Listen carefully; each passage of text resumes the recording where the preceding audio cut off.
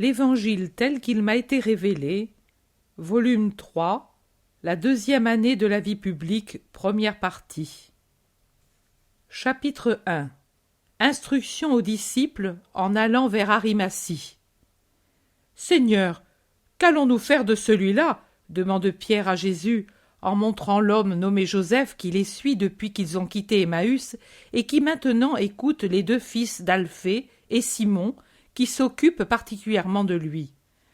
Je l'ai dit, il vient avec nous jusqu'en Galilée. Et ensuite, il reste avec nous. Tu verras qu'il en sera ainsi. Disciple lui aussi, avec cette affaire sur son compte? Es-tu pharisien, toi aussi? Moi, non, mais il me semble que les pharisiens ne nous tiennent que trop à l'œil. Et s'ils le voient avec nous, ils nous donneront des ennuis. C'est cela que tu veux dire. Et alors, par peur d'être troublé, on devrait laisser un fils d'Abraham aux prises avec la désolation?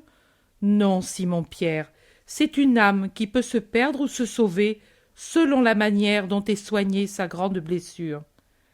Mais nous ne sommes pas déjà tes disciples? Jésus regarde Pierre et sourit finement. Puis il dit, « Un jour, il y a plusieurs mois, moi je t'ai dit, il en viendra beaucoup d'autres. Le champ est vaste, très vaste.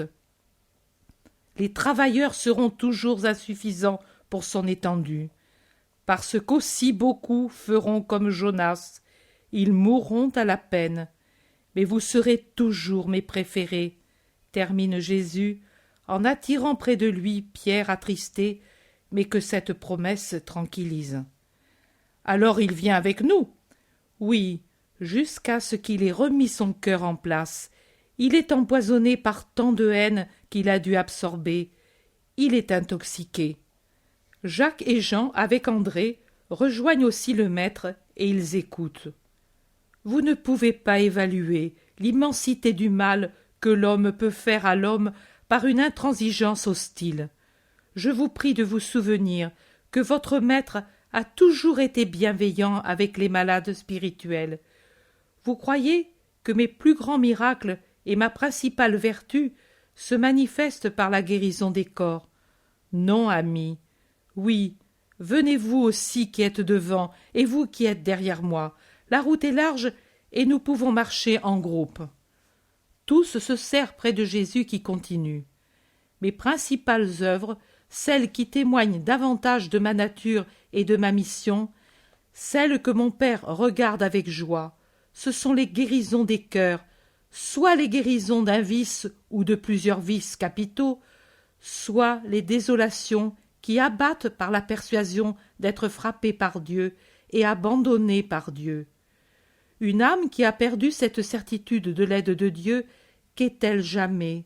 C'est un faible liseron qui se traîne dans la poussière, car il ne peut s'accrocher à l'idée qui était sa force et sa joie.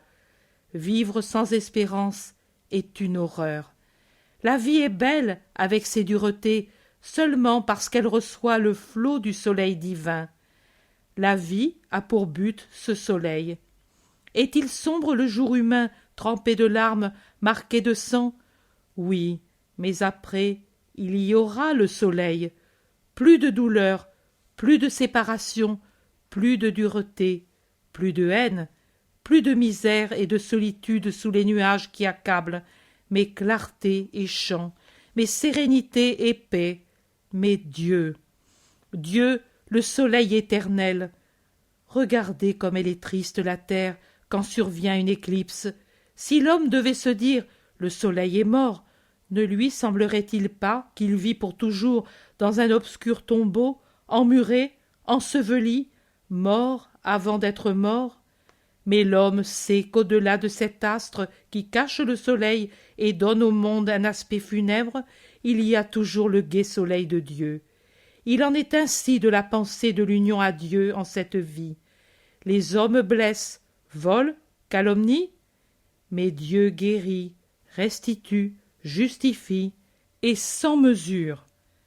Les hommes disent « Dieu t'a repoussé ?» Mais l'âme tranquille pense, doit penser Dieu est juste et bon. Il voit les causes et il est bienveillant. Et il l'est encore plus que l'homme le plus bienveillant ne puisse l'être. Il l'est infiniment. Par conséquent, non, il ne me repoussera pas si j'incline mon visage en pleurs sur son sein et lui dis « Père, toi seul me restes, ton enfant est affligé et abattu, donne-moi ta paix. » Maintenant, moi, l'envoyé de Dieu, je rassemble ceux que l'homme a troublés ou que Satan a renversés, et je les sauve. C'est mon œuvre, une œuvre vraiment mienne. Le miracle sur la chair, c'est la puissance divine. La rédemption des esprits, c'est l'œuvre de Jésus-Christ, Sauveur et Rédempteur. Je pense, et je ne me trompe pas, que ceux-là qui ont trouvé en moi leur réhabilitation aux yeux de Dieu et à leurs propres yeux seront mes disciples fidèles, ceux qui, avec plus de force, pourront entraîner les foules vers Dieu en disant « Vous, pécheurs, moi aussi. Vous, avilis, moi aussi. Vous, désespérés, moi aussi. Et pourtant, vous le voyez, le Messie a eu pitié de ma misère spirituelle, et il m'a voulu son prêtre, car il est la miséricorde, et il veut que le monde en soit persuadé, et nul n'est plus apte à persuader que celui qui l'a éprouvé.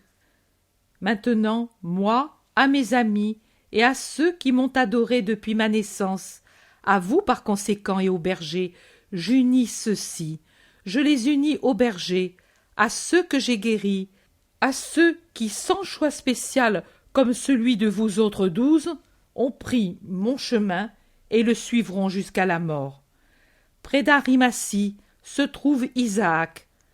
Notre ami Joseph m'a demandé cela.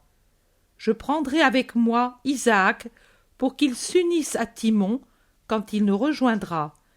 Si tu crois qu'en moi il y a la paix et le but d'une vie entière, tu pourras t'unir à eux. Ils seront pour toi de bons frères. Ô mon réconfort, c'est exactement comme tu dis, mes grandes blessures, et d'hommes et de croyants, se guérissent d'heure en heure.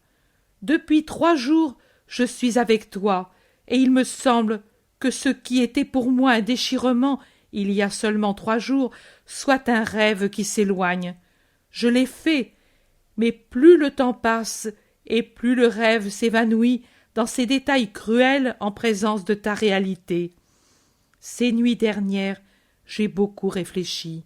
À Joppé, j'ai un bon parent. C'est lui qui a été la cause involontaire de mon malheur, car c'est par lui que j'ai connu cette femme. Et cela t'indique, si nous pouvions savoir de qui elle était la fille, d'elle, de la première femme de mon père, oui, elle l'était, mais pas de mon père. Elle portait un autre nom, elle venait de loin. Elle a connu mon parent par échange de marchandises. Et moi, je l'ai connu ainsi. Mon parent désire vivement mon commerce, je le lui offrirai. Ce sans aucun doute pour ne pas éprouver tout le remords d'avoir été la cause de mon malheur. Et je pourrai me suffire et te suivre tranquille. Je te demande seulement de m'accorder cet Isaac que tu nommes. J'ai peur d'être seul avec mes pensées, trop triste encore. Je vais te donner Isaac. Il a l'âme bonne. La souffrance l'a perfectionné. Pendant 30 années, il a porté sa croix. Il sait ce que c'est que souffrir. Nous poursuivrons pendant ce temps. Et vous, nous rejoindrez à Nazareth. Ne nous arrêtons-nous pas chez Joseph d'Arimathie, dans sa maison? Joseph est à Jérusalem, probablement. Le Sanhédrin a beaucoup à faire, mais nous le saurons par Isaac. S'il est chez lui, nous lui apporterons notre paix. Sinon, nous nous arrêterons une nuit seulement pour nous reposer. J'ai hâte de rejoindre la Galilée. Il y a là une mère qui souffre, parce que, rappelez-le vous, il y a quelqu'un qui se donne pour tâche de l'affliger. Je veux la rassurer. veut la rassurer, veut la rassurer.